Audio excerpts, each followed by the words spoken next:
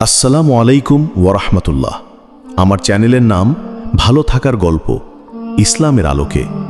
আজ আমরা এই নামের গভীরতা নিয়ে আলোচনা করব। ভালো থাকা মানে কি? শুধু কি খেয়ে পড়ে বেঁচে থাকা, নাকি এর চেয়েও বেশি কিছু? আমরা সবাই ভালো থাকতে চাই, কিন্তু ভালো থাকার আসল ঠিকানা কোথায় তা আমরা অনেকেই জানি না। আমরা মনে করি প্রচুর অর্থ সম্পদ, বিলাসবহুল গাড়ি আর বড় বাড়ি থাকলেই ভালো থাকা যায়।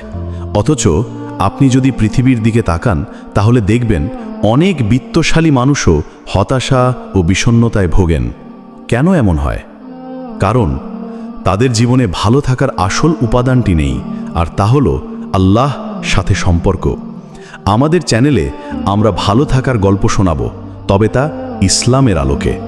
ইসলাম আমাদের শেখায় যে ভালো থাকাটা শুধু শারীরিক বা আর্থিক সুখের উপর নির্ভর করে না, বরং এটি আমাদের আত্মা ও মনের শান্তির উপর নির্ভরশীল। ভালো থাকার প্রথম শর্ত আল্লাহর উপর ভরসা। যখন আমরা আল্লাহর উপর ভরসা রাখি, তখন আমাদের মনে এক ধরনের প্রশান্তি আসে। জীবনে যত ঝড়ঝাপটাই আসুক না কেন, আমরা জানি যে আল্লাহ আমাদের সাথে আছেন। তিনি আমাদের পথ দেখাবেন এবং সব সমস্যা থেকে মুক্তি দেবেন।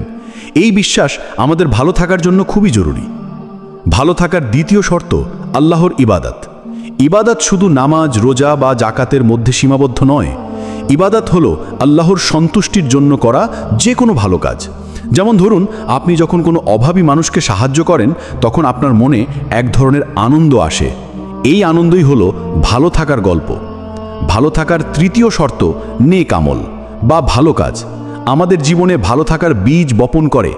যখন আমরা ভালো কাজ করি, তখন আমাদের মন ও আত্মা পরিশুদ্ধ হয়। আমাদের চারপাশে পজিটিভ শক্তি তৈরি হয়। যেমন আপনি যখন কারোর সাথে ভালো ব্যবহার করেন, তখন সেও আপনার সাথে ভালো ব্যবহার করে। এভাবে ভালো কাজগুলো আমাদের জীবনে এক ধরনের ভালো থাকার চক্র তৈরি করে। ভালো থাকার চতুর্থ শর্ত ক্ষমা ও কৃতজ্ঞতা। ভালো থাকার জন্য ক্ষমা ও কৃতজ্ঞতা খুবই গুরুত্বপূর্ণ। যখন আমরা কাউকে ক্ষমা করে দিই, তখন আমাদের মন থেকে রাগ ও বিদ্বেষের বোঝা নেমে যায়। আর যখন আমরা আল্লাহর দেওয়া সব নিয়ামতের জন্য কৃতজ্ঞতা প্রকাশ করি, তখন আমাদের মন আরও ভালো থাকে। কৃতজ্ঞতা আমাদের আরও বেশি ভালো থাকার সুযোগ করে দেয়। সুতরাং ভালো থাকার গল্প কোনো অলৌকিক বিষয় নয়, এটি আমাদের জীবনের প্রতিটি মুহূর্তের সাথে জড়িত। আমাদের চ্যানেল ভালো থাকার গল্প ইসলামের আলোকে আমরা এই বিষয়গুলো নিয়ে আরও গভীরভাবে আলোচনা করব। আমরা দেখাবো যে কিভাবে ইসলামের সহজ সরল পথ অনুসরণ করে আমরা ভালো থাকতে পারি, মনের শান্তি অর্জন করতে পারি এবং আল্লাহর সাথে আমাদের সম্পর্ককে আরও দৃঢ় করতে পারি। আজকের মতো এখানেই বিদায় নিচ্ছি। ভালো থাকার গল্পগুলো যদি আপনাদের ভালো লেগে থাকে, তাহলে একটি লাইক দিয়ে আমাদের উৎসাহিত করুন।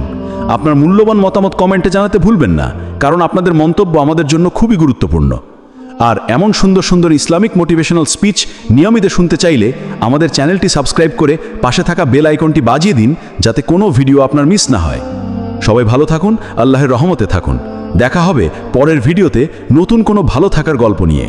আল্লাহ হাফেজ।